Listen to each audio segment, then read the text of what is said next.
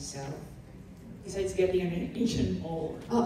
Well, first thing talaga is when I do my yearly parang expenses, HMO talaga. Kasi sometimes no matter how well you take care of yourself, hindi mo talaga maiwasan, hindi mo masabi kung anong pwedeng mangyari. So, I really like encourage everyone to, take the time to get your eye care plan. Kasi at least meron kang peace of mind na, tuloy-tuloy ka sa trabaho, tayong mga freelancer, di ba? Kakaiba yung schedule, lahat tayo, kung ano man ang trabaho mo, nagpupuyat. So, it's really just nice to have that peace of mind na there is that support system that will take care of you, whatever happens. So, bukod dyan, I work out.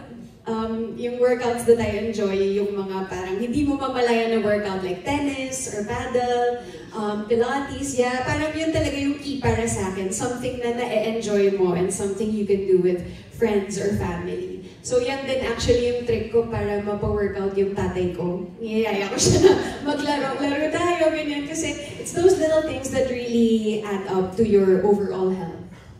Janine, niyayaya mo naman ka. Ay, talaga po! Oo nga. Bakit magtugin mo kaya tayo? Pwede.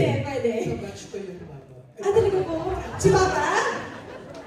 O ayan, natigis siya lang. Wednesday group na entertain.